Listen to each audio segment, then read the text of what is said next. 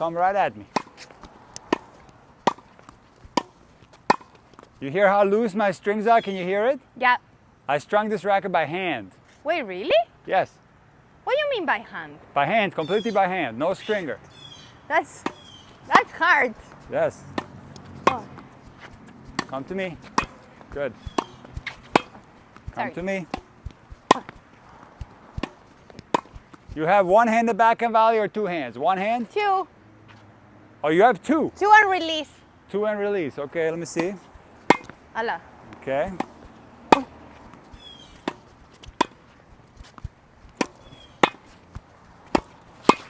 Okay, there's way too much movement on your volley, so we have to minimize the movement of the racket. You stand right here. Okay. I'll show you how to do it. Okay, let's start with the forehand.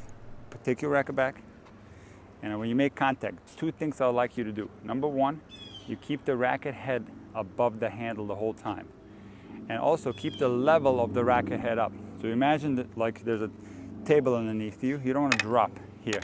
Okay. You keep the racket head up, because you could technically keep the racket head above the handle and still go down like this. Right. You're going down way too much. That's why you're missing a lot of balls into the net and your control is off. So we need to keep the racket head above the handle, and we also need to keep the level of the racket up. And all I want you to do is you can take the racket slightly back like this. You come into the contact and you freeze. Okay. Do it again. Come into the contact and freeze. You see that? Let's do forehand volley first and then we'll do backhand. You come in here and you freeze. Take these right down the center, okay? Right down the middle, and then freeze. Go again, freeze. No, go a little stronger. You can go into the ball a little bit stronger and faster and just freeze it at contact. So the ball pops off your racket. There you go. Better. Come again. Good. Good, Sara. Good. Go again. Okay, Sara, we have to find the correct angle. Your angle is still a little bit off. Where you make contact, it's not correct yet. First of all, you straighten the arm too much. I want you to do two things. Keep the elbow in front of you at all times. Okay. Okay? Elbow needs to be in front. Also bend the arm a little more like this. Okay. Now, at the same time, bend the wrist back this way.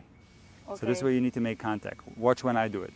I go here. You see this angle right here? So there needs to be a lot of space between the elbow and the body, and the wrist has to be bent backwards. Here. Like that. But doesn't have to be so far away from the ball. Remember this, the further away from the contact you are, the less feel you have. Got it. All right, so you want to be a little closer to the body, but there needs to be space in here, and the wrist needs to be bent back. And again, you're going to lag it slightly behind and just freeze right here. Perfect. You come into the ball fast, okay? Come into it fast and just freeze it right here. Okay. All right, here we go. Best one so far. Come on, freeze it. Again. Just think of freezing the contact. Freeze. There you go. Okay. There's a little bit of a wrist movement happening shortly after contact, which I don't like, because it's an indicator there might be some movement at contact as well. So here's what you want to do once you freeze. You're going to stay here. Okay, racket face can be slightly opened, so you might not be that open at contact, but slightly after contact you open and you hold here. Hold here. Your racket is closing this way. So wait, I go here. Freeze. Freeze. That's it. And just stop it right here. Maintain this level of the racket head. So you want the head of the racket a little bit facing up? Yes. Slightly. I like that because you know why? When you have the racket strings up, it promotes an extension of the wrist. Okay. Remember Patrick Rafter? He used to volley like this. He used to hit and then go like this afterwards. It promotes an extension of the wrist because that's exactly what we need at contact, an extension of the wrist. You have a straightening of the wrist here, like this, slightly after, which is an indicator for movement around the contact as well. It not necessarily, but it can have that effect, okay? Okay. So again, you come in here and you freeze, make this shape when you're done. Okay. Better. Freeze more. But okay, do you see how it's like just kind of plopping off your racket? There's not a lot of power. Come in there and just squeeze the racket a little tighter. Like give it some... But finishing with the racket up. Yeah, but give it a little bit of pressure at contact. You come into the ball and then you just freeze hard. Okay. It's a hard freeze. Okay, without much movement though. You freeze, but less movement, but you come in fast like that, okay? Good, again. Okay, but now open the racket face a little more and we're perfect. Good. Perfect one. That was the best one so far. Come again. Yes, Sara. That's the volley right there. Come again. Best volley of your life. Here we go. Sara, what do you think? Perfect.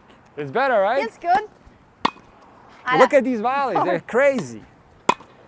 Okay, dropped a little too much. Come again. Freeze. Oh. It's dropping a little too much. Keep it up. Oh. You know what I mean? It's dropping now again. Hold it a little tighter. Come on. There you go. Okay, what do you think? Is better? Better. I mean, I feel I have more control. They all go.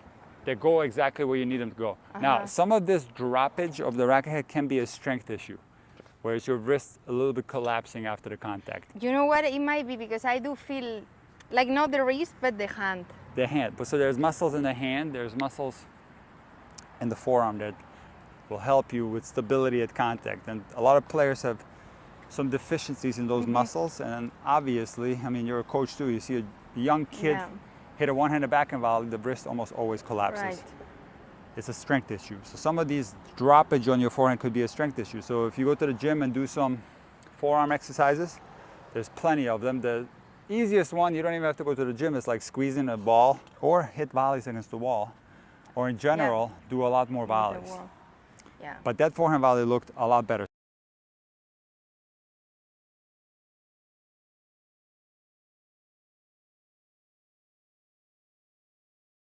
So Sara, on the backhand volley, we have to decide whether we're going to do a one-handed backhand volley or a two-handed backhand volley. You have a hybrid, which I don't like.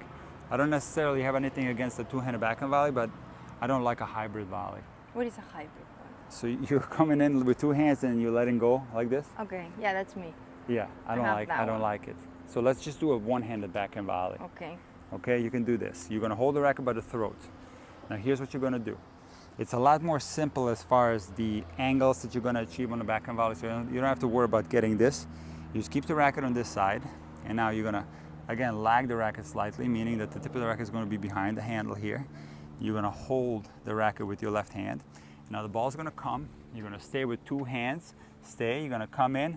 And now let go. You let go right before contact. And where do I go? Where do I go with it? Keep it close. Don't go like this. Yeah. You don't need that. There's no counter action because you're freezing at contact. Remember on the slice? Yeah.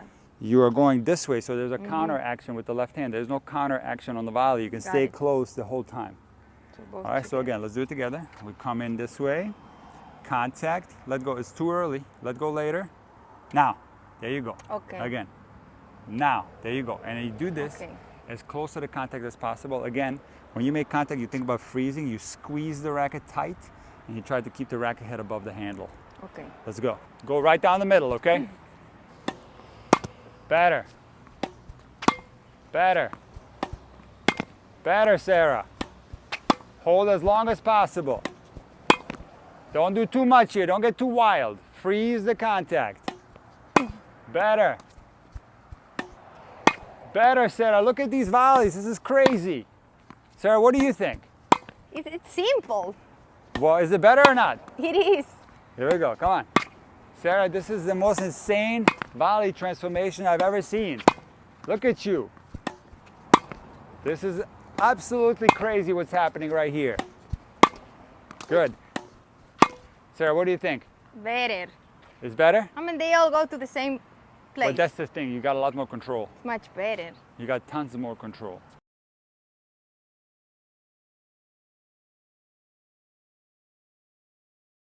Sara, now we're going to test whether you can do this when you're moving around, because a lot of times, as you know, like you start moving and the technique kind of goes out the window, you know?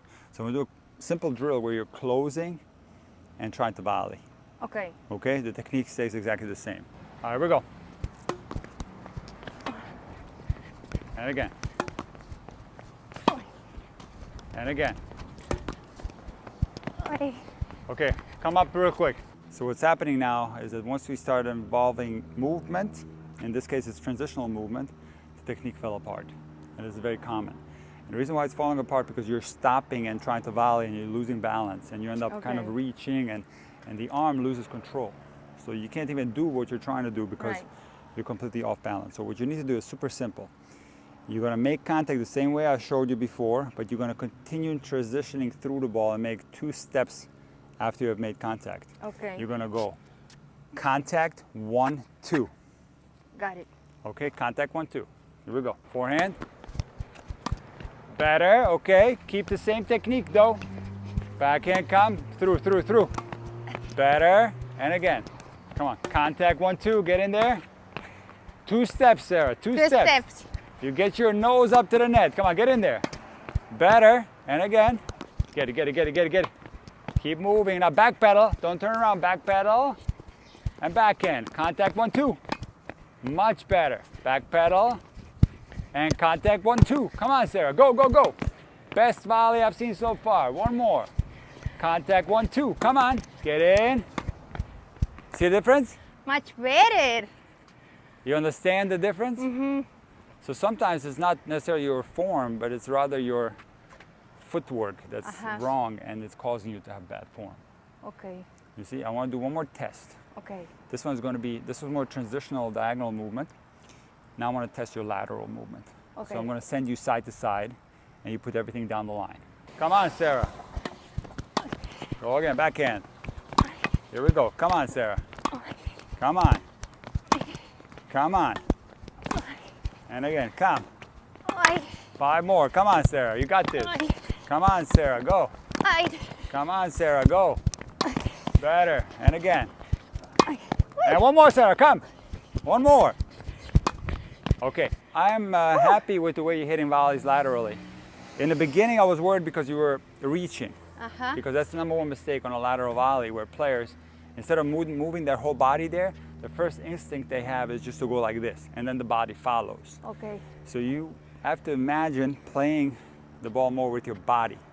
Always want to maintain a contact that's closer to you, and not have this instinct where the first thing you do is to reach. Towards the end, you were doing a lot better job with it, but now we're going to do one more round where you're cognizant of moving your entire body to the ball, not reaching unless it's an emergency. You only reach when it's an emergency. And none of these that I'm giving you are really emergencies. You can get all of them with the contact being a little bit closer to you. Okay, again, the advantage is when you're too far away, there's less you can do with the volley. You have less control, less feel, and actually less power. And a lot of times less stability, where players start doing some kind of wrist movements and not missing the volley because of it. When you're closer here, you're stronger, better stability, better feel, and it's a better way to volley. Okay, let me get water. Go ahead. All right, Sarah, one more time, lateral volleys. Let's see what's going on. How many balls? Let me think about it, okay? It's not going to be more than 10, I promise. Come a little closer. How are you feeling? You tired? Tired. Come on. Closer, Sarah, closer. Go again. No. Closer, don't reach. Get your whole body there. Come on, whole body there. Time out. I don't like the racket flailing like this and the forehand flailing. Control the contact. Remember the first thing we worked on? You have to keep that in mind. That is extremely important. Okay. Control the racket head. Okay. Okay, now one more thing that you're probably wondering, or maybe you're not wondering this. Why not transition on these volleys, but why Wait, transition? I'm getting dizzy. I need to sit. Okay, sit down. I don't know Yeah, go how. ahead. What's wrong? I don't know. I think it's the heat. It's the sun? It might be the heat. Go ahead and sit down. Take a drink. Sorry, this is hard training here. I know. This is really hard training. But I was going to tell you one more thing about the Did I go volley. to pale? Huh? Am I pale? No. You don't feel good? I got dizzy. Did you eat something today? No, not yet. That's I'm the fasting. problem. You came to the tennis court without eating anything. Maybe Remember, you can't fast in tennis. It's like driving a car without gas. It doesn't work, Sarah. You have to fuel your body when you go on a tennis court. No, you're right. You're gonna be like dizzy, shaky. Oof. I'll tell you what, we'll do a couple more drills and we're out of here. Unless you're telling me you can't do anything. Then we stop right No, now. I can, but I need time. You never want to come to the court without food. I didn't eat yet. I do 18 hours And by the way, it's fasting. not wrong to fast, but you have to do it so that Yeah. you have fuel in your system. You can probably get away with it when you're teaching, but not when you're playing.